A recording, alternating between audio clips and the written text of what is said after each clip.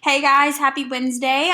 So we've learned yesterday and on Monday a new way for solving systems of linear equations. Again, before break, we talked about graphing, and then we've been talking about using substitution. And substitution, again, if we have these two equations here, we would need to isolate y in one of these equations. They chose the first one to isolate y for, or solve for y, is all that means. And they solved for y for us. And then they took, oops, go back. And then they took what they got for y here. Why does this keep doing this? They took what they got for y and they plugged it in here in this equation, the second one, right there. And they plugged it all in again. They put those parentheses and they solved. And then lastly, all they had to do was divide everything by 15 and they got x equals 2. Then they took the answer they got here, x equals 2, and they plugged it in for this one here. And they plugged in the 2 for x to solve for y. And so then when you go through and do negative 6 times, or negative 6 over 5 times 2, you get negative 12 over 5 plus 17. So when we get down to it, we have negative 12 over 5 plus 17 over 5, and I have negative 5 over 5, not negative 5 over 5, positive 5, sorry. Let me write this out.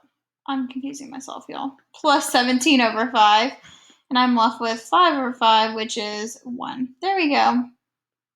Can't do math today. There we go. And I'm left with 1. So then my solution is x comma y. So my x is 2 and my y is 1. That would be the answer. And that's kind of how we learned these past couple days. There's one more way to solve it. So we have graphing, substitution, and the last way we're going to be doing today and tomorrow is elimination. So sometimes it's not convenient to sit here and substitute. Like there might be an easier way. And in this case, there is an easier way that won't take as long, and you have to sit here and solve for y, and then plug it in, and then substitute it back in, and solve everything. It'll make it so much easier. And the way to do this is elimination. And if we think of the word eliminate, to eliminate is to get rid of. And for elimination, we are trying to get rid of one of the variables. So in this case, if you look here, what you're going to either be doing is we're going to take this, and you really want it in the form ax plus by equals c, which is our standard form. And you want them to line up because you want all of your x's lined up with each other. Then you want all of your y's lined up with each other. And then lastly, you want all of your constants lined up with each other. That's kind of how you want everything to look when you're going through this. Highlight these. Okay. So what you want to do is we're either going to add or subtract to get what we want. And again, the goal is to eliminate one of the things. So if I were just to add or subtract 6x and 9x, would I get rid of anything if I added? No, I would have 15x. If I subtracted, I wouldn't get rid of anything, right? 6 minus 9, I would just have negative 3x. But if you look at this one, the one in orange, the y's, if I were to add a positive 5 minus a 5, what happens when I add those together? They cancel out.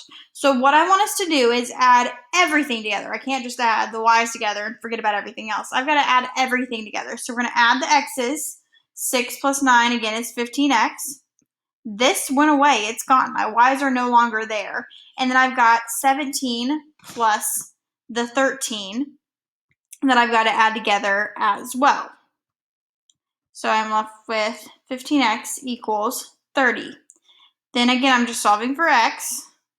The y's are gone. I got rid of them, and I'm left with x equals 2. So now I have what x equals. Then I can take one of these. It doesn't matter which one. I usually just pick the first one because it's the first one, but if you find one that's easier to solve than the other, you're going to plug it back in to get what your y equals. So 6x plus 5y equals 17. I have that x equals 2, so I'm plugging in for x for 2 and solving for y. So I've got 12 plus 5y equals 17. I'm going to subtract that 12. And I'm left with 5y equals 15. That's not right. Again, can't do math. Equals 5. There we go. Divide by 5, and I've got y equals 1. So then I've got x and I've got y. So I've got, for my answer, I've got 2, 1.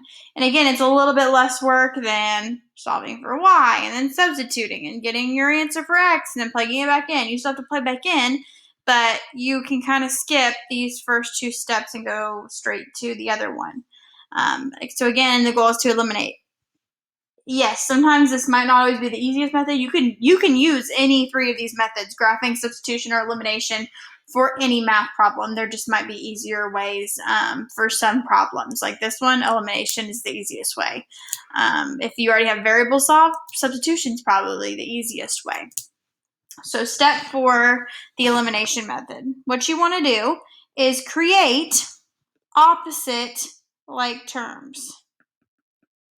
So like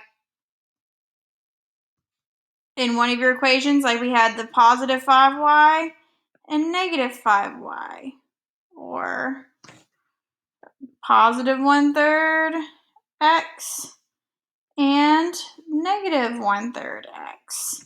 So they just have to be opposite signs, okay? So once you do that, you're going to add the equations together and eliminate those variables.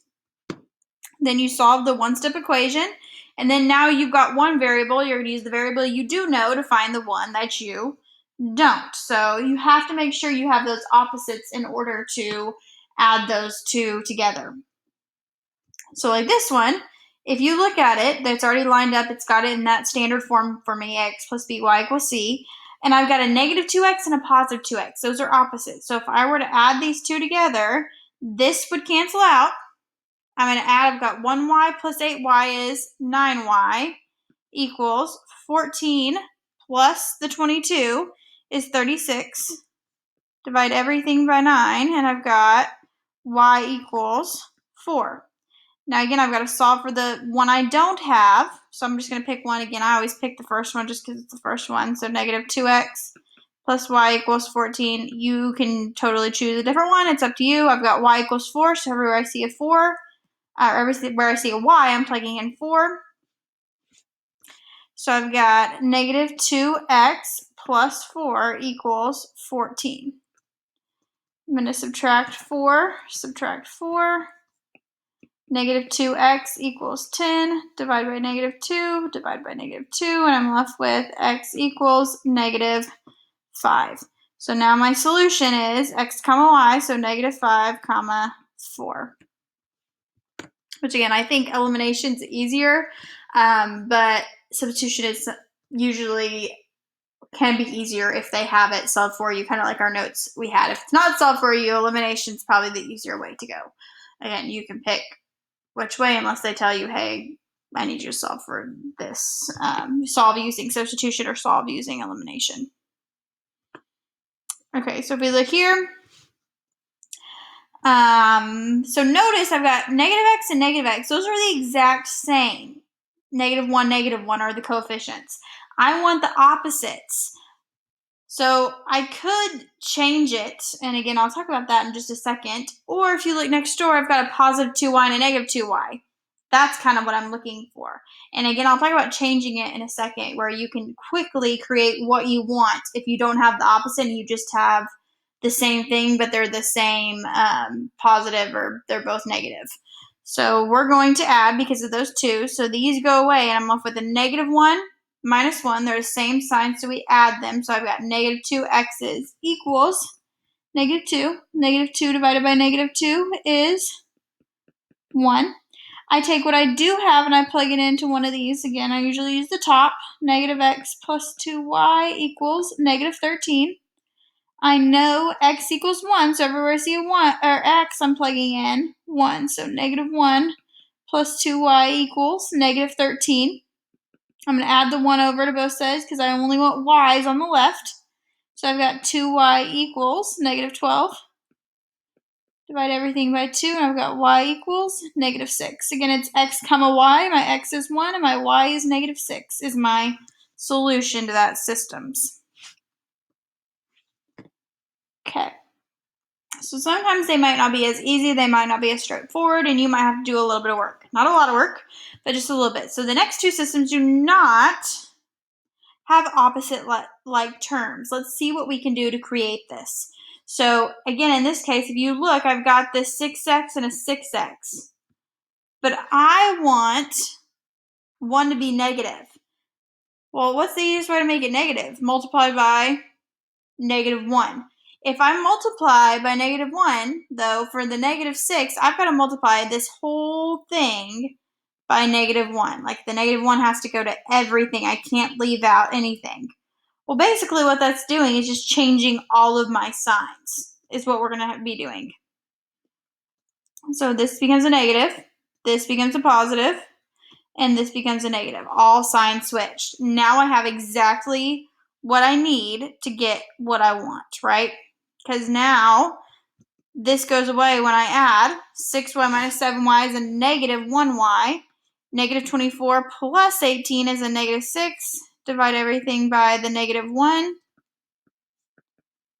And I'm left with y equals 6.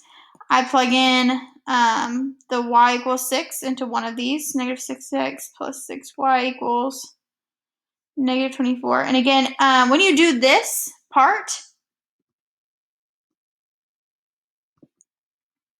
what I want you to do, instead of using this equation here, the new one, I want you to go back and use the old one, or just use the one that you didn't, the second one. So again, I don't want you using this one. I either want you to go back and use the other ones with the opposite signs, or use this second one down here.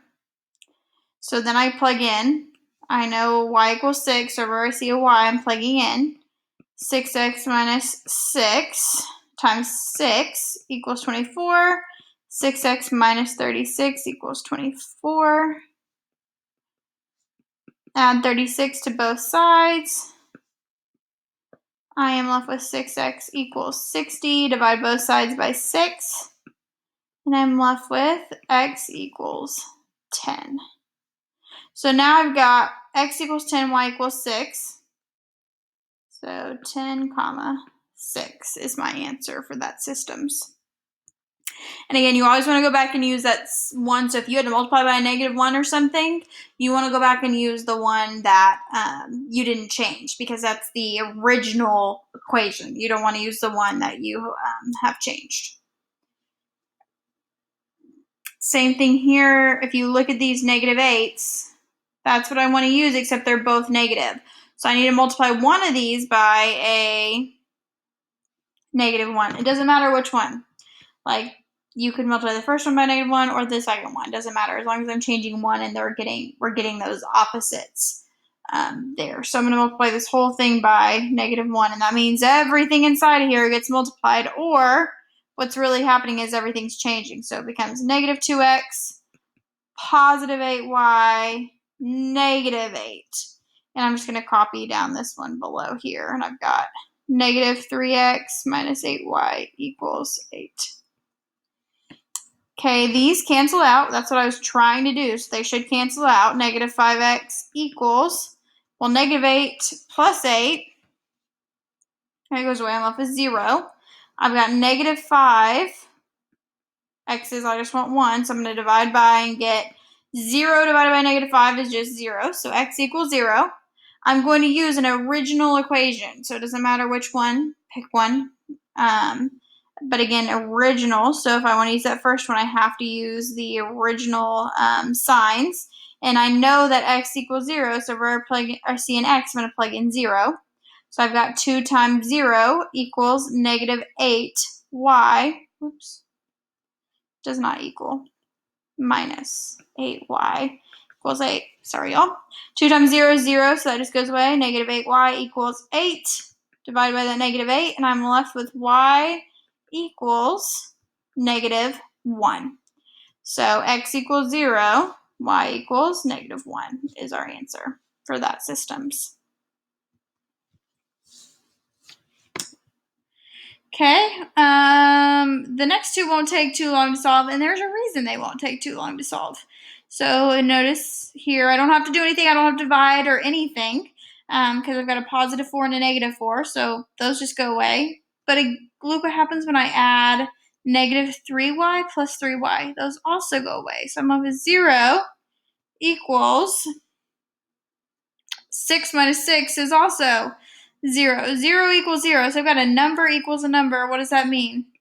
This is true. So if I have a true statement, number equals a number, if you can remember from a substitution, when I got a number equals a number, that means that there are infinitely many solutions. Infinitely many solutions. Again, you can write IMS, oops, not MM, IMS, or the R is also correct. Either one of those I'll take. And again, this means that the lines are the same exact line. So every point we get, they're going to be the exact same. They're the same line, so every single combination of points we could have is a solution. This guy here, if I go to add, notice that I don't have opposites, so I've got to multiply one of these by negative 1. So again, that means everything inside gets multiplied by negative 1. So I've got negative 6x minus 7y equals negative 18. And I'm just going to bring down this guy. I'm not doing anything to him, just going to bring him back down so I can add everything together. So then when I go to add everything, that goes away. That goes away. So I've got 0 equals, and negative 18 plus positive 23 is 5. What do I do here? Well, it's a number that equals another number, but they're not true. What happens when it's not true? That means there is no solution. There is no solution, and that these lines are parallel lines. They're never going to touch. There's never going to be a spot where they cross and have the same point in common. So remember that same exact concept, just another way to solve. And lastly, we have a word problem. Yay for word problems. Kayla sells candy bars and cans of soda. She charges $3 for candy bars and $1 for soda. Yesterday, she sold 70 items all together and earned $100. How much candy did she sell? How much soda did she sell? So she sold 70 items all together. So her candy plus her soda equals 70 things that she sold. The price, though, I sold candy bars, so $3 times whatever my candy is, plus $1 times our soda, and I'm just going to put S because 1S and S are the exact same thing, equals $100. So there's my two systems, right? Well, if you notice, I'm going to be using these S's, except I've got to do something to one of them because they're not opposite. So I'm going to multiply this first one by negative 1, and I've got to multiply everything inside of it. So now my new system is negative C minus S equals negative 70. And I'm just going to rewrite this guy. And the negative S and the positive S cancel out. So I'm left with 2C equals 30 divided by 2. And I've got C equals 15. So I sold 15 candy bars yesterday. And then I'm going to plug back in, and I remember I've got to plug back into the original equation. So if struggle is real. If I do that, I'm going to use the C plus S one. So I've got C plus S equals 70, but I know that C is 15. So instead of C, I'm putting 15 there. So 15 plus S equals 70. I'm going to subtract 15. I've got S equals 70 minus 15, which is 55. So I sold 55 cans of soda. And that is solving by elimination. So sometimes you have to maybe multiply by a negative 1 or something. But again, you do not have to choose one way or another to solve. I would solve based on the problem. Or if there's just one way that you're like, I'm really good at this way, I'm just going to keep doing it this way, that's fine too. But it might save you a lot of time and energy if you can kind of start looking at the problems and figuring out which way would be easier. So again, there's those three ways: graphing, there's substitution, and then we just learned elimination. There's no homework tonight. Again, we're going to practice some more tomorrow, and you will have a Google form for homework tomorrow over this concept. Bye, y'all. Happy Wednesday. Thanks for listening.